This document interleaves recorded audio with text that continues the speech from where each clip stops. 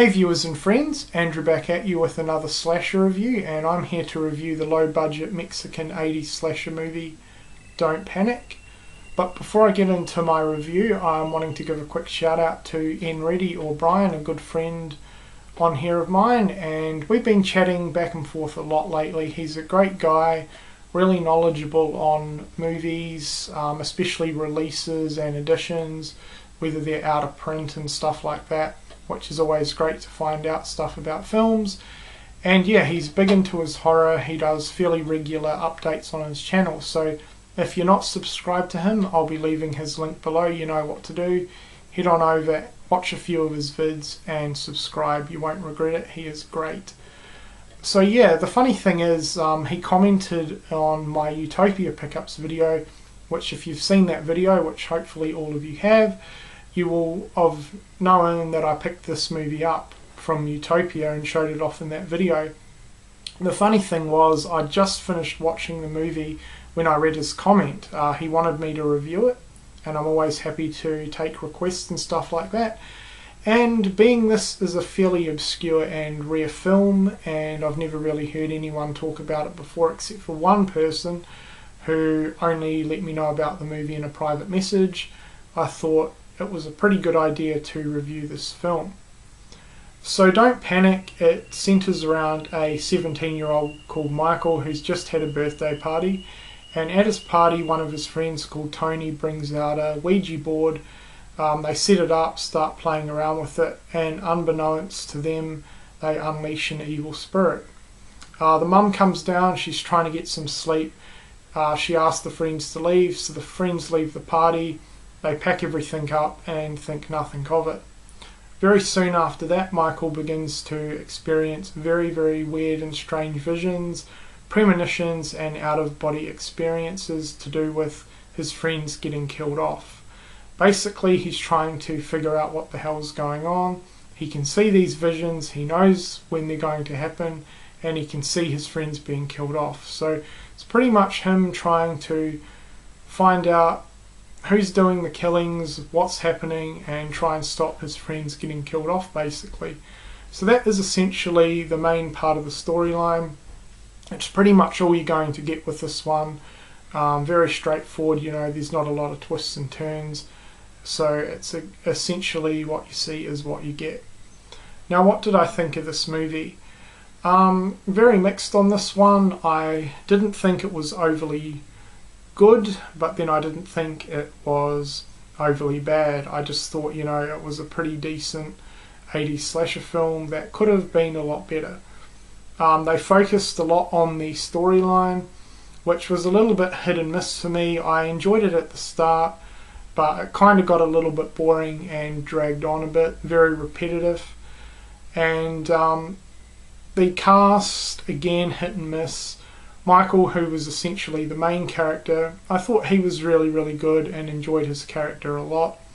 Some of his friends were alright, and some of them were damn annoying, especially his love interest. God, she had a fucking annoying voice. I couldn't stand it. Speaking of the voices, being a Mexican movie, there were some American or English language dubbing, which was pretty atrocious. You know, a lot of it was out of sync and very noticeable and kind of off-putting. The dialogue all round though was pretty stock standard, you know. I guess what do you expect when it comes to a slasher film, right? Now on to the music. Again, a little bit hit and miss. I enjoyed the synth music played throughout, but sometimes it really felt out of place. Just the style of music played in a slasher movie kind of felt out of place at times, but then I kind of enjoyed it at the same time.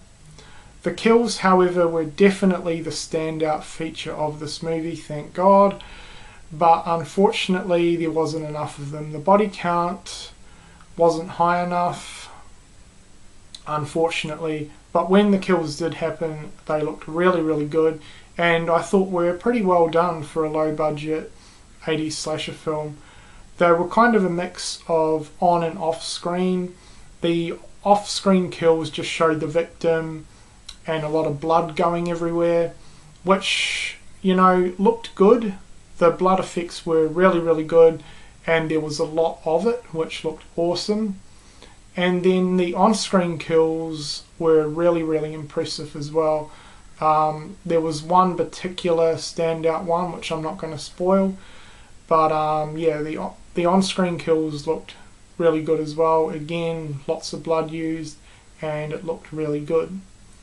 So yeah, it was kind of a shame that they kind of focused a little bit too much on the characters, especially the love interest between Michael and the girl, and not enough on the kills and body count, but there's nothing you can do about that. So for an overall score for Don't Panic, I'm really in the middle with this one, on the fence. I'm going to be giving this one a 2.5 out of 5. You know, I didn't think it was a really good movie, but then I didn't think it was really bad.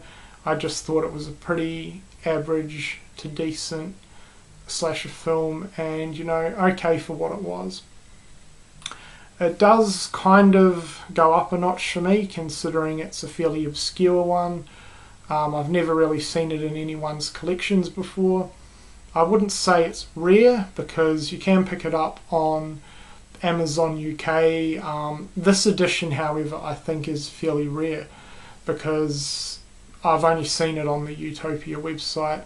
It's not available on Amazon UK, despite being a UK release from Dark Vision, but there are 2 other releases on Amazon UK from I think it's Beyond Terror, and then that other budget label which just has the title print, no pictures on the cover. They're a bit hit and miss. You know, I'm not a big fan of those releases, especially in terms of the transfers. The transfer on this one was surprisingly decent. It was pretty good. Very hard for me to say whether I would recommend it. You know, I probably wouldn't recommend this movie to most people. I think if you can pick it up for a good price and you're willing to give it a go, not expecting too much from it, I think go for it.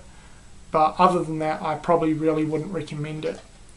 So that's been my review for Don't Panic. As I said, I'm going to give it a 2.5 out of 5. Unfortunately, in Ready, I couldn't give a utterly fantastic review for this movie, which was kind of a shame. I wish I could, but I've got to be honest with my opinions on these movies. So yeah, that's been my review. I hope everyone's enjoyed this video, and thanks for watching.